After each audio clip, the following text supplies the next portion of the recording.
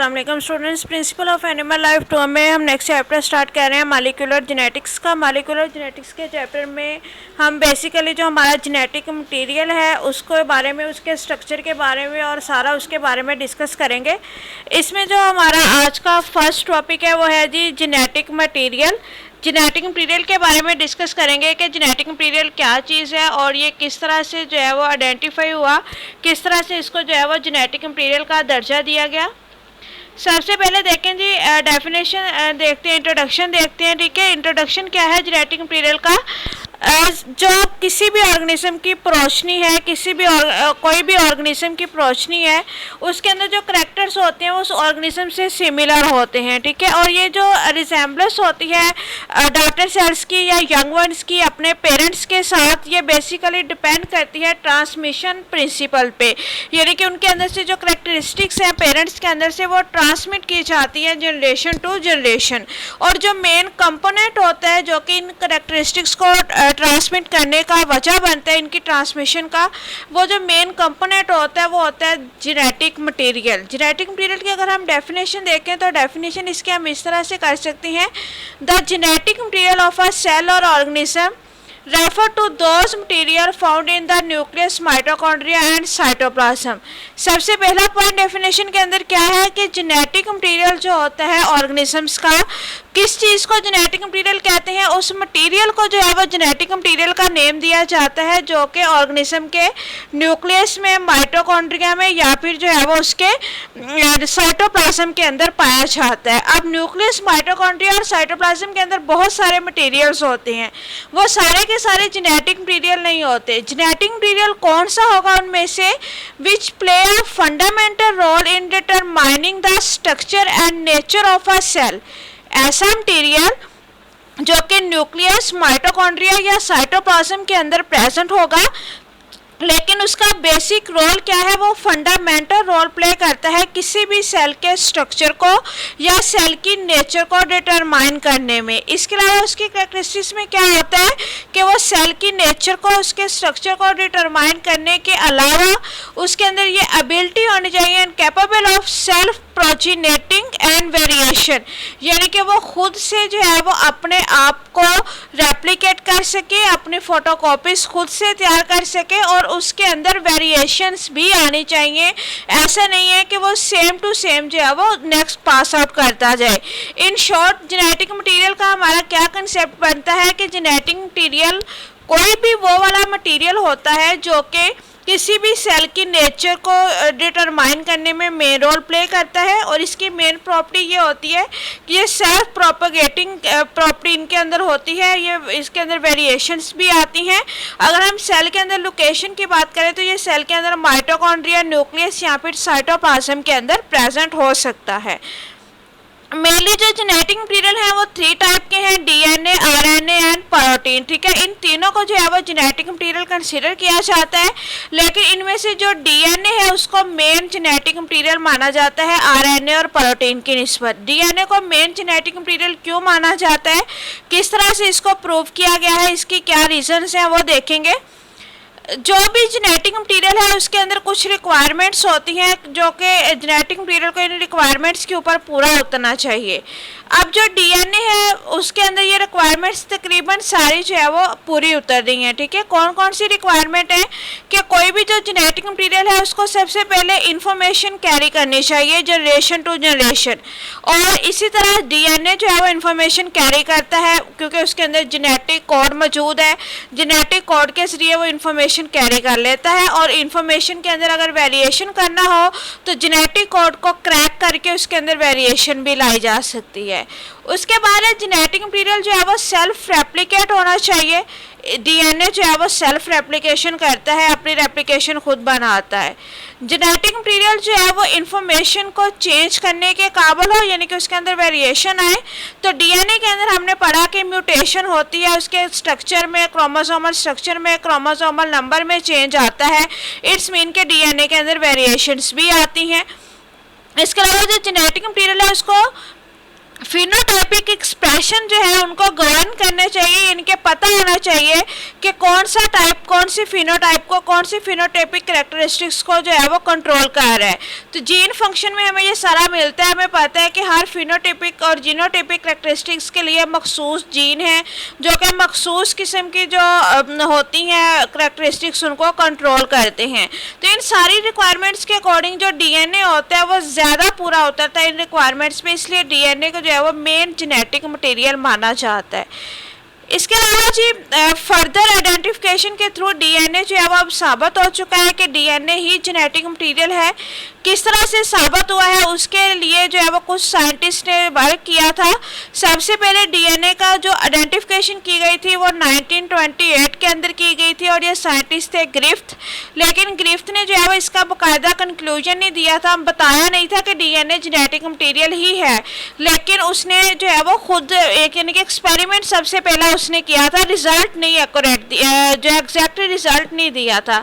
उसके बाद 1952 के अंदर रिजल्ट निकाला गया, ग्रिफ्थ के ही एक्सपेरिमेंट को मजीद एक दफ़ा रिपीट किया गया और एक ऑथेंटिक रिजल्ट निकाला गया 1952 के अंदर, और वो एक्सपेरिमेंट था हर्शी एंड चेज एक्सपेरिमेंट। अब इन दो इराज के दरमियान यानी कि 1928 से लेकर 1952 तक कुछ छोटे साइंटिस्ट भी थे जिन्होंने जो है इस बात पे वर्क किया, जिनमें के एवेरी साइंटिस्ट थे, मैकलेट थे और मैकैर्टी थे। एवेरी, मैकलेट और मैकैर्टी जो साइंटिस्ट थे इन्होंने सबने जो है वो डीएनए को ही जेनेटिक मटेरियल माना था, लेकिन क्योंकि इनका एक्सपेरिमेंट जो है वो बहुत ज़्यादा कोई मुख्तलिफ नहीं था ग्रिफ्थ के एक्सपेरिमेंट से, इसलिए जो मेन एक्सपेरिमेंट माने जाते हैं डीएनए के आइडेंटिफिकेशन में वो दो ही होते हैं। फर्स्ट होता है ग्रिफ्थ का जिसने उसको आइडेंटिफाई किया, और सेकेंड है हर्शी चेज का जिसने उसको कंक्लूड किया। ग्रिफ्थ का एक्सपेरिमेंट देखें तो ग्रिफ्थ ने जो है वो 1928 के अंदर एक्सपेरिमेंट दिया था। ये बेसिकली एक बैक्टीरियोलॉजिस्ट थे और ये वैक्सीन तैयार कर रहे थे नमूनिया के लिए। तो नमूनिया के लिए वैक्सीनेशन की तैयारी के दौरान जो है वो इन्होंने ये एक्सपेरिमेंट अपना परफॉर्म किया था। ग्रिफ्थ के एक्सपेरिमेंट के अकॉर्डिंग क्या है, मेन कंसेप्ट इसका क्या है कि इसने जो है वो 2 टाइप के सेल्स लिए थे। एक थे जी लिविंग स्मूथ सेल्स, ये बैक्टीरियल सेल की बात कर रहे हैं, बैक्टीरिया थे, ठीक है।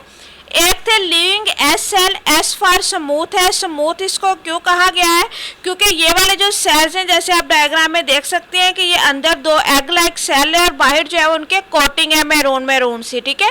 तो इनको स्मूथ सेल इसलिए कहा गया था क्योंकि इनके ऊपर कैप्सूल प्रेजेंट था यानी कि कोटिंग थी और ये बाहर से बिल्कुल स्मूथ थे, इसलिए इनको लिविंग एस सेल कहा गया है, एस फॉर स्मूथ है।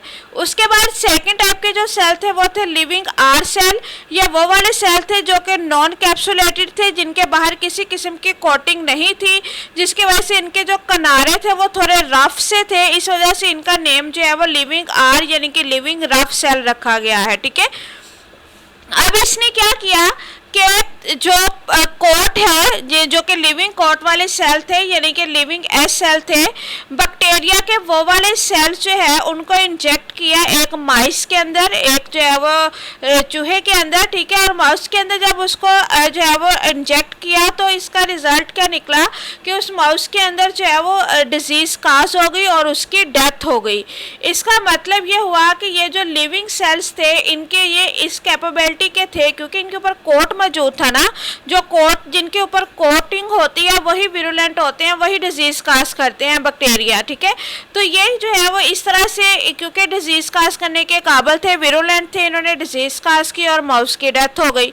अब जो सेकंड टाइप के सेल्स थे वो थे living R cell. Living R cells को जब माइस के अंदर इंजेक्ट किया गया क्योंकि इनके ऊपर कोटिंग प्रेजेंट नहीं थी, ये एविरुलेंट थे, डिजीज़ करने के काज करने के काबिल नहीं थे, तो माइस के अंदर किसी किस्म की जो है वो डिजीज़ काज नहीं हुई और वो हेल्दी रहा। अब तीसरे नंबर पे उसने क्या किया कि जो विरुलेंट सेल थे, जो एस सेल थे, कोटिंग वाले सेल थे, उनको जो है वो किल किया हीट करके, उनको जो है बहुत ज़्यादा टेम्परेचर पे हीट अप किया। बहुत ज़्यादा टेम्परेचर पे हीट अप करने से उनका जो कोट था वो डिस्टर्ब हो गया, कोट उनका डैमेज हो गया। अब जो डैमेज कोट वाले एस सेल थे यानी कि पहले वो विरुलेंट थे, डिजीज़ काज कर सकते थे, लेकिन हीट किल के बाद अब वो एविरुलेंट हो गया, वो डिजीज़ काज नहीं कर सकते। अब ये वाले जो सेल्स थे इनको माइस के अंदर इंजेक्ट किया तो देखा कि माइस जो है वो बिल्कुल हेल्दी है, उसके अंदर किसी किस्म का कोई चेंज नहीं आया। फोर्थ टाइप में उसने क्या किया कि हीट किल्ड एस सेल लिए जो कि ए विरुलेंट थे, और लिविंग आर सेल लिए जो कि ए विरुलेंट थे। दोनों ही नॉन इफेक्टेड जो है वो सेल लिए, और दोनों नॉन इफेक्टेड सेल लिए, और दोनों नॉन इन्फेक्टेड सेल के मिक्सचर को मिक्सअप किया।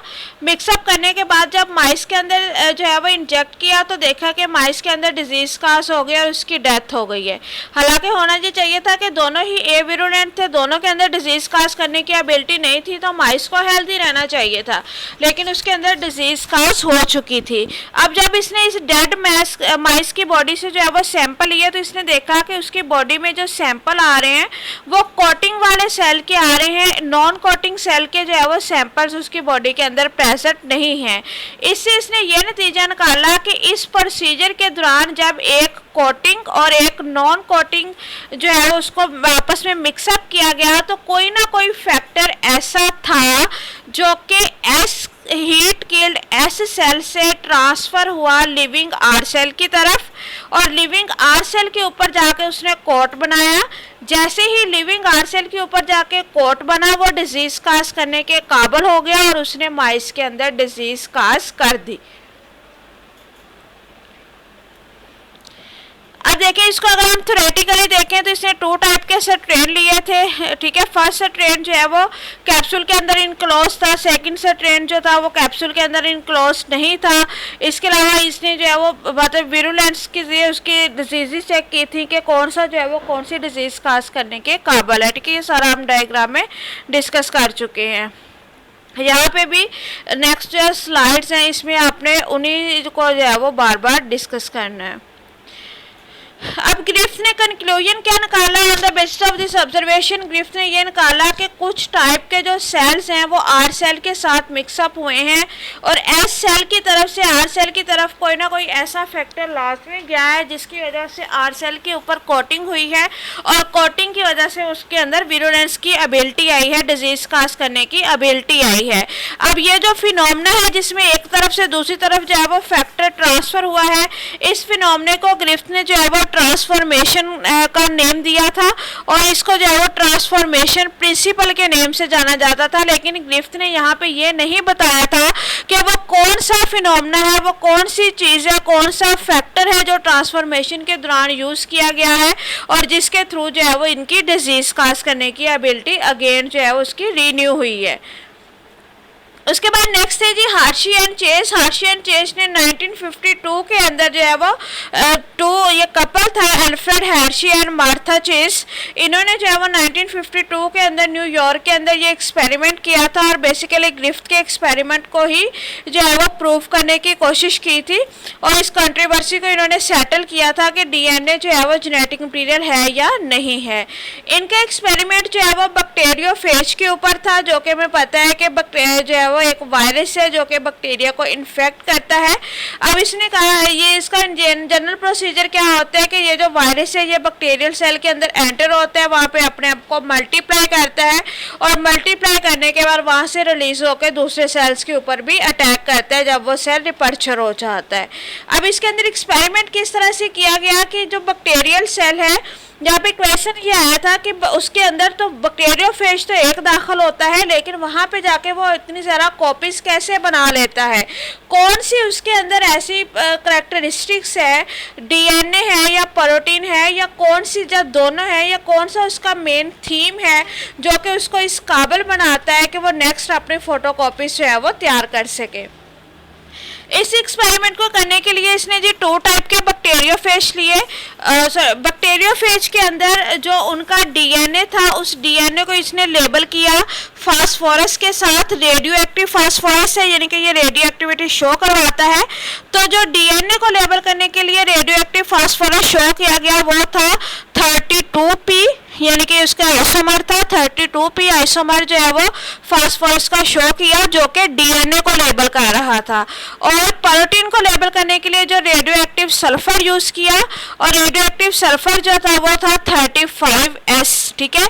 अब उसने रिजल्ट में क्या देखा कि जो बैक्टीरियोफेज का डीएनए है यानी कि जो 32P है वही सिर्फ जो है वो नेक्स्ट बैक्टीरियोफेजिस के अंदर जा रहा है, 35S यानी कि प्रोटीन नेक्स्ट नहीं जा रही, जिसके नतीजे में इसने ये रिजल्ट निकाला कि जो डीएनए है वही जेनेटिक मटेरियल है।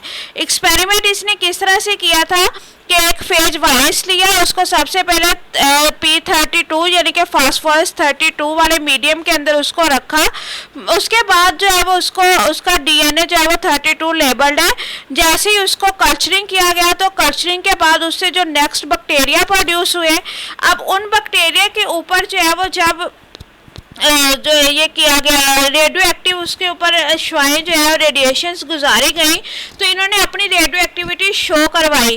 इट्स मीन के जो P32 था जो डीएनए के साथ अटैच था वो एसिड जो है वो इनके अंदर एंटर हुआ है और एसिड वो रेडियो एक्टिविटी शो करवा रहा है, यानी कि डीएनए नेक्स्ट जो है वो ट्रांसफ़र हो रहा है। इसी तरह जिस T2 फेज को जो है वो सल्फ़र के साथ इसने सल्फ़र मीडिया के अंदर रखा था, उसके बाद उनको जो है सल्फ़र जो है वो प्रोटीन को स्टेन किया, नेक्स्ट कल्चर किया, कल्चरिंग के बाद जब उनकी रेडियो एक्टिविटी देखी गई तो उनके अंदर जो रेडियो एक्टिविटी थी वो इतनी ज़्यादा स्ट्रॉन्ग नहीं थी। इसके ये ज़ाहिर हुआ कि जो प्रोटीन्स हैं वो जेनेटिक मटेरियल नहीं है, वो next generation to generation pass out नहीं करती, लेकिन जो डीएनए है वो जेनेटिक मटेरियल है और वो next generation to generation pass out करता है। ठीक है, इस बात से ये कंक्लूजन निकलता है कि जेनेटिक मटेरियल जो है वो डीएनए ही है। ठीक है, ये जी आपका फर्स्ट टॉपिक है जेनेटिक मटेरियल। ये आप जो इसको देख लीजिएगा, कोई क्वेश्चन हो तो आप लोग पूछ सकते हैं। Thank you.